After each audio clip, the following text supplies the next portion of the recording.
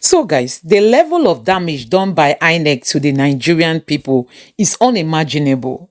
So, we all know that we are in the court of appeal. We all know that the election tribunal is here to decide what we should take out of this election. If Tinubu should remain the president of Nigeria, or if this election should be cancelled. Some people say there should be a runoff, meaning Peter Obi should run with either Atiku or Tinubu. When you go by INEC's declaration, INEC declared that Tinubu had the highest number of votes, which is what we are in the court contesting, meaning that Tinubu has to run with the next person who has the highest number of votes. Atiku cannot run with Tinubu because the constitution says that the person who is to run with Tinubu will be the person that has the highest majority of votes from more states.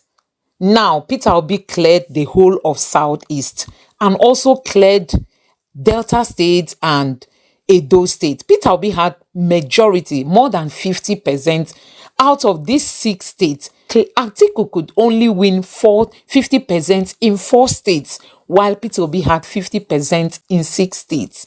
And then the next step we should be looking at with Nigerians is Tinubu's certificate. Is Tinubu isn't qualified to be president, as in considering the controversies around his certificate. The certificate he submitted to INEC is different from the one that a subpoena brought to court. Remember, the University of Chicago was subpoenaed to provide Tinubu's result. And it was discovered that there was a huge difference between what was submitted to INEC and what was gotten, original copy that was gotten from the school. So, putting this into perspective, you can see that Tinubu is going to be disqualified. And don't forget, the judge who disqualified other people that had issue of forgery is still in the court of appeal. I mean, he is still a working judge. So he cannot sit down and see this kind of impunity being overlooked. It means that if Tinubu is disqualified tomorrow, Peter Obi will only be the last man standing. The question now is, should Peter Obi be automatically be made a president? Or should we start this election all afresh? Fellow Nigerians, this is just an eye-opening to the extent that INEC destroyed, the little resources that we have. We all know that Nigeria, if at all we've not gone bankrupt, we are about to go bankrupt. As in, there is no money. Very soon we'll start struggling to pay salaries. But you can imagine the little we have. INEC played with it. I mean, INEC played with the hard earnings of Nigerians, the sweat of Nigerians. These are people's tax. These are taxpayers' money. If at all the judges really want to do justice to this case, Peter Obi is the only man neutral, without much argument. So guys, take a look at what INEC spelled out when it comes to runoff of election. I just want you to listen to what INEC said. Let me finally, just briefly, address an issue I believe is germane to the electoral process and will be germane to our understanding on how issues will play out as we move towards the 2023 general election.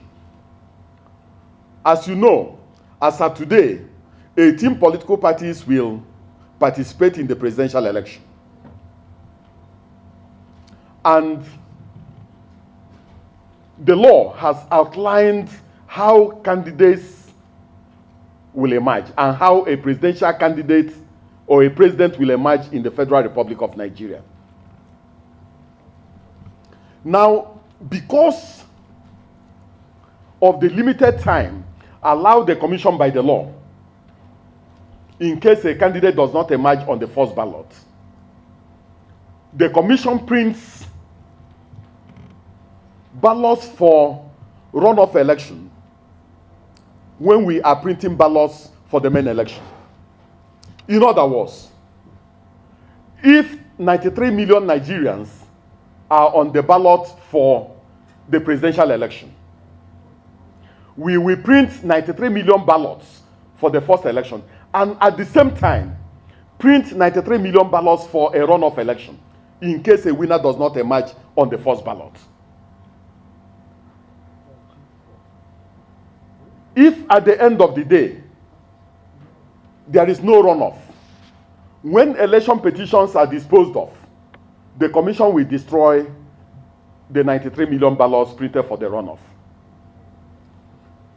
This is because the law gives the commission just 21 days within which to engage in reverse logistics and conduct a runoff election in case there's no winner.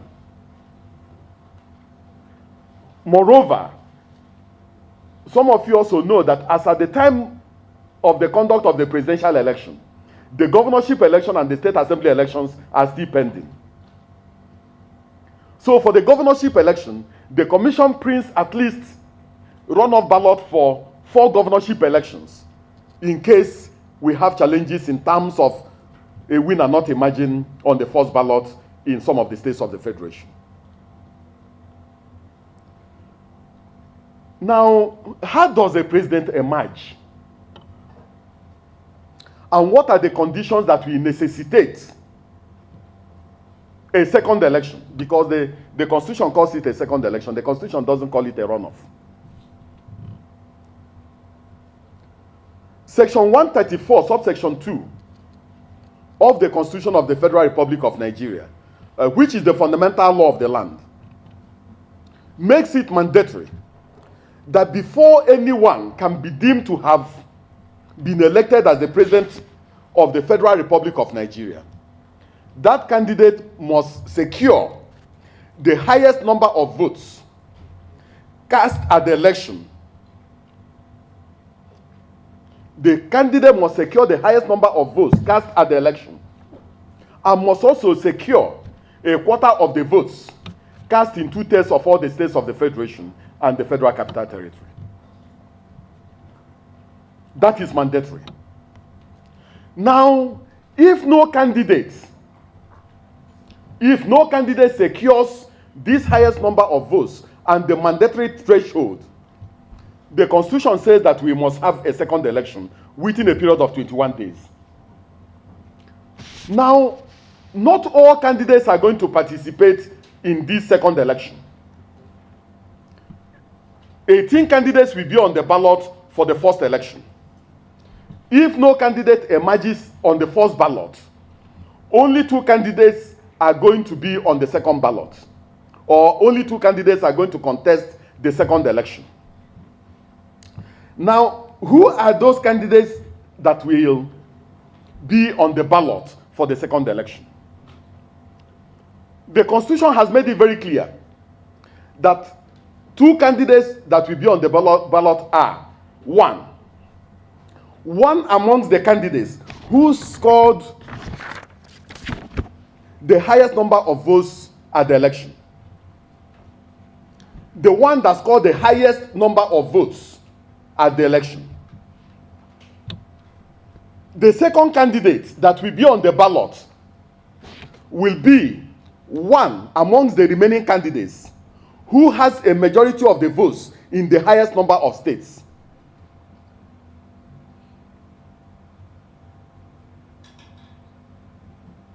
One amongst them. The Constitution did not say that the person who came second will be the person who will be on the ballot. That's not what the Constitution has said.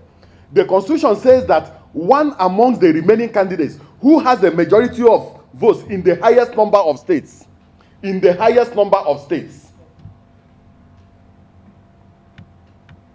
will be the second candidate.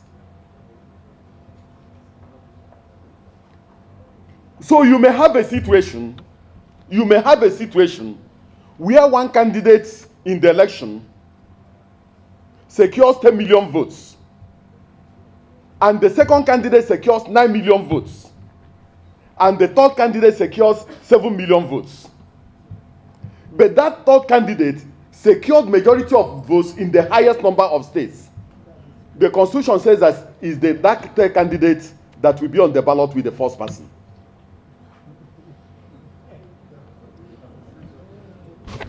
So I think that this is very important, because I have been at a polling unit where results for a particular polling unit was declared, and all the persons in that particular polling unit went to the streets and started demonstrating that their candidate had won.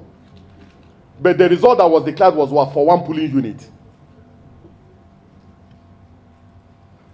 So as bureau chiefs and as senior journalists, I think you have a responsibility to understand some of these issues, given the fact that the election may be very contentious.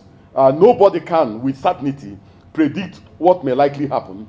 And the lawmakers, in their wisdom, made it very clear that if there's no winner on the first ballot, that we should prepare for the second election. And the commission is already prepared for that second election, taking into consideration the fact that it will be difficult for us to engage in reverse logistics and then begin to look for printers that will print 93 million ballots before we move them to the states, move them to the local governments, move them to the registration areas, and then they get to the polling units. So we've printed, and we are going to print the ballot for the main election and the ballot for a possible runoff election at the same time. That's what the commission will do. Who has the majority of votes in the highest number of states? So the constitution did not say the person who came second in the election. The second person is one among the remaining who has a majority. If you see, subsection A used the word highest number of votes. YB used one among the remaining who has majority of votes in the highest number of states. Majority in the highest number of states. Majority in the highest number of states. So I want to leave it, yes, I want to leave it at this, because if I go further than this, you have to pay a consultation fee. I will now transform into a lawyer.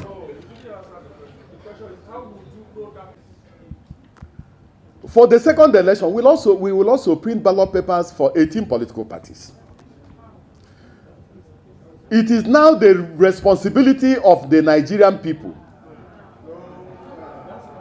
It is now, no, just a minute. The moment, no, just a minute, just hear me. When elections are over and no candidate emerges, the commission will make a determination of the candidate that has the highest number of votes and the one that has the highest spread. So if it is the PRP that scored the highest number of votes, it will be on the ballot. If it is the PPP that got the highest majority in the highest number of it will be on the ballot, and Nigerians will know. What about the 16 other parties? The 16 other political parties, if you go and put anything for them, whatever you have put in is a wasted vote.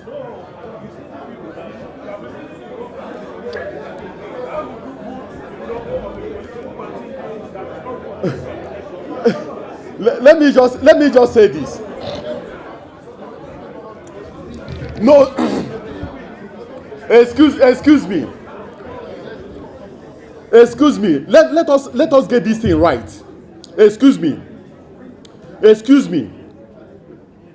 The first election, which is the presidential and national assembly elections. The presidential election is not the only election the commission is conducting during the first period. We are conducting election to the Senate and to the House of Representatives. We have to announce the winners. Yes. We have to announce the winners. We have to announce the winners for the Senate and the House of Reps. And there's a possibility that by the time we are done with all these things, it's almost a week. So you have removed 7 days from the 21 days given to the commission. Then you still have governorship election and state assembly elections pending within this particular period. So the commission cannot turn back and begin to go up and down. Yes, and begin to go up and down, looking for security printers to go and print ballot papers during this particular period. So what the commission will do within this particular period, and what the political parties will do within this particular period, is to engage in massive voter education, so that Nigerians will know the political party that got the highest number of votes and the political party that will be the second party on the ballot. I don't think that there's any thing odious, about this. And so you cannot print 93 million ballots when you have governorship elections to contend with, you have state assembly elections to contend with, you are declaring winners for senatorial election, you are declaring winners for House of Representative elections, and there's also a possibility that some of the governorship elections may also go into a runoff, because the same thing applies to governorship elections.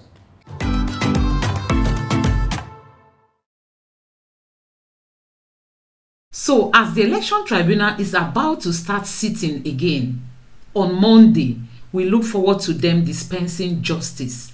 We look forward to them making sure they look critically into all these cases. Tinubu should be disqualified. And Peter Obi won in more states than Atiku, meaning that Peter Obi should automatically be the president of Nigeria. And like we all know that we have overwhelming evidence before the appeal court to show that Peter Obi won this election. So guys, let me know what you think about all this in the comment section below. Please subscribe and turn on the notification bell. Thank you.